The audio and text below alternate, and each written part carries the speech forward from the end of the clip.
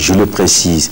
Alors, Sikassois et Kaizien étaient dans les tribunes et se sont dit, mon vieux, on a eu de la chance de ne pas tomber contre un d'entre ces deux en demi-finale. Et donc, était décidé chacun à obtenir un billet pour la finale. Force est restée à la loi sikassoise face au Sigui, et c'est ce que Amara Malé Diallo va nous raconter. Le Sigui de Caille en jaune donnait favori sur le papier face au Tata de Sikasso n'aura tenu que 10 minutes face à la furia des joueurs du président Ali Touré. On jouait déjà 5 minutes lorsque Souleymane Keita, d'une frappe lointaine, surprend Demba Dianissi, le portier caïsien, trompé par le rebond. La réaction du Sigui sera prompte avec une égalisation tout aussi foudroyante que le but sikassois. Souleymane Sanogo est passé par là. À un but partout, le Tata prend le match en main avec une ligne d'attaque très active animée par Mahamadou Mariko qui fait des misères à la défense caïsienne.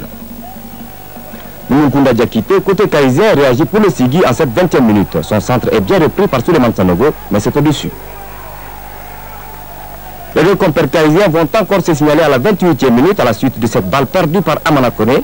Sur le centre de Moumoukunda, Souleymane Sanogo tente le geste acrobatique. Les Sikassois se réinstallent dans le camp du Sigui et malgré les mauvaises sorties de Demba Dianissi, les filets du Sigui restent intacts. Une formation caïsienne qui a des réactions épisodiques et en voilà une avec cette reprise de Modiboso qui a failli surprendre Brahma Bamba dans les mêmes conditions que sur le but égalisateur. La balle ricoche sur la transversale.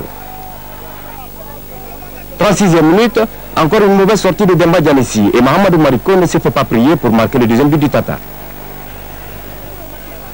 Avec une meilleure occupation du terrain, le Tata va à la pause avec une avance toute logique. Mais ce qui n'est pas logique, c'est ce public qui déserte les gradins. Le match est pourtant plus ouvert que la première demi-finale qui a opposé le stade Odioliba. Retour sur le terrain, le Sigui qui se fait menaçant avec le buteur Souleymane Sanogo, qui ne joue pas intelligent et écope d'un carton jaune pour simulation. Le Tata remet la pression et à la 53e minute, Demba Dianissi, le portier caïsien, décidément très hésitant, offre le troisième but du Tata à Yaya Koulibaly. Dans les gradins, les supporters sikassois aux côtés des caïsiens dans le même passage jubilent sans animosité. Le Sigui ne sachant plus que faire du ballon, se le fait chipper par des sikassois plus teigneux et le très remis à Mahamadou Mariko but en fin de partie sur Demba Dianissi. Dans le temps additionnel, le Sigui a l'occasion de réduire l'écart, mais le pénalty accordé par le central Ousmane Karambé est envoyé dans les airs par Ibrahima Kounta. Le Tata se qualifie ainsi pour la première finale de son histoire et du côté de la capitale du Kénédougou, on s'y attendait. Depuis la qualification du Tata en demi-finale, vous savez que ce n'a plus été une question de Tata, c'était une question régionale. Tout le monde s'y met, que ce soit de l'administration, de l'imam, des féticheurs, tout le monde s'y met. Et je m'attendais à cette victoire. J'ai dit une fois dans votre émission que le Tata cette année sera en finale. Donc vous savez que le 4e du championnat a été éliminé par le Sigui. Et en plus de cela, il a éliminé l'AS Police, si je ne me trompe pas. Et vous savez que ces deux clubs-là, ce sont par exemple l'Union de Kouloukoro, le 4e du championnat national, et qui bat le Tata à Sikasso 3-1. Voilà vraiment que je ne vais pas sous-estimer le Sigui. C'est une équipe qui est physique depuis que je joue au Tata. Parce que le Sigui a été notre bête noire. Alors la finale à Mopti, vous connaissez votre adversaire, c'est le Djoliba AC. Qu'est-ce que vous pensez donc de votre adversaire? Ce que je vais vous dire aujourd'hui, il ne faut pas s'y attendre. Le championnat est différent du Coupe du Mali. Vous savez que le Sigui, en 97, en 87, a fait la surprise. Et je te dis aujourd'hui que je ferai la surprise à Mopti. Je vous ai toujours dit que le match contre le Tata, c'était un match difficile. Parce que lors du tirage, toute la population caïsienne croyait qu'on allait battre le Tata facilement. Moi, j'ai dit que le match du Tata, c'est le match le plus difficile. J'ai mis les joueurs en garde contre ceux-ci. Mais malheureusement, aujourd'hui, les jeunes gens n'ont pas joué. Vraiment, ma défense et surtout mon gardien de but n'ont pas tourné vraiment. Vous tirez quand même des leçons de cette défaite? Ouais, je tire beaucoup de leçons. On va travailler en conséquence pour préparer la montée en première division au mois de septembre. Inch'Allah. Mopti, la Venise malienne, accueillera donc le 17 août prochain une finale inédite entre le Djoliba et le Tata national de Sikasso. En attendant le 17 août, vous vous en doutez, les Sikassois ont réservé un accueil chaleureux à leur équipe, le Tata national, après sa qualification. Qualification que vous venez de suivre sur ces images. En effet, c'est la première fois que les Sikassois footballeurs arrivent en finale et ils entendent défendre leur chance face au Djoliba le 17 août. On n'en est pas encore là. On va aller à Sikasso avec Amadou Ouattara nous replonger dans l'ambiance de cet accueil populaire fait aux joueurs du Tata national.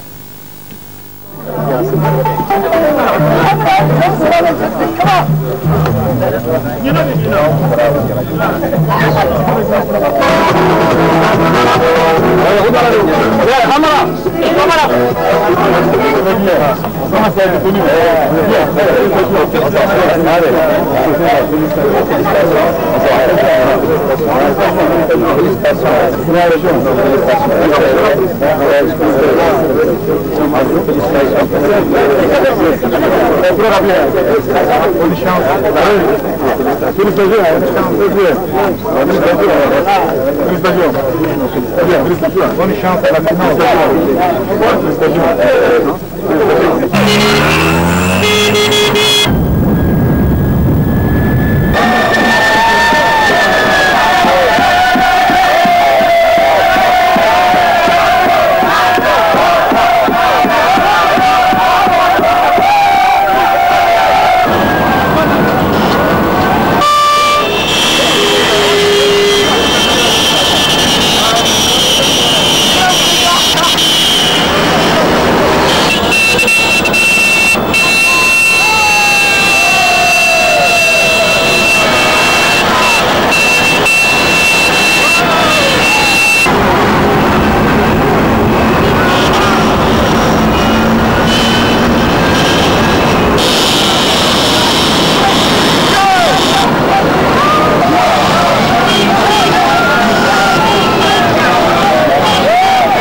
C'est dans une liesse populaire que les Sikasois ont accueilli l'équipe du Tata de retour de Bamako après sa brillante victoire 3-1 face aux Civils de Taille en demi-finale de la 43e édition de la Coupe du Mali. Ils étaient massivement sortis, qui avec un sifflet, qui avec un tam-tam ou au son de klaxon de sa doublette ou de sa voiture pour manifester leur joie depuis l'entrée de la ville jusqu'au stade municipal avec en tête le haut-commissaire Bokari Samasekou. Cet accueil n'est pas fortuit quand on sait que de l'histoire du football en 3e région, aucun club n'a atteint ce stade de la compétition en Coupe du Mali. Ce qui fera dire aux autorités régionales et aux dirigeants du Tata que le plus difficile reste à faire le 17 août prochain au stade Barema Bokoum de Mopti.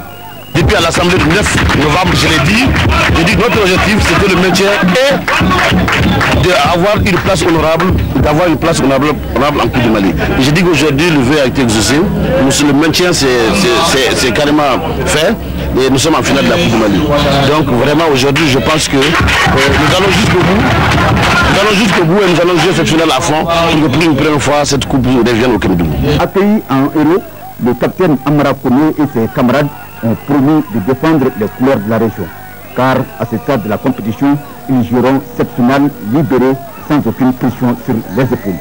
Au début de la saison, notre objectif était d'abord le maintien d'abord la première division, c'est-à-dire les championnats. Pour ce qui a été actuellement, on est 7e du championnat, ça veut dire qu'on est plus relégable. Maintenant, notre deuxième objectif était au moins la demi-finale de la Coupe du Monde. Maintenant, on est arrivé en finale. Maintenant, on va essayer en matière de coupe, nous allons à égalité de chance. Donc, celui qui aura la plus grosse chance sera mériter la coupe. Ça veut dire que vous allez gagner? Inch'Allah. Alors, le vin est tiré. Il s'agit maintenant de le boire pour inscrire le nom du Kédougou dans le palmarès de Dame du Mali.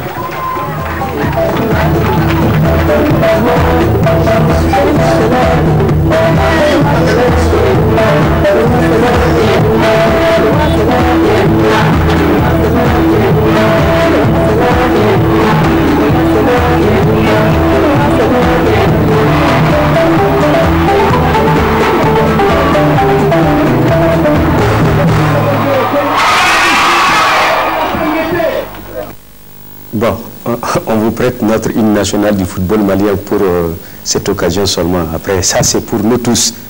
Bravo les gars et bonne chance le 17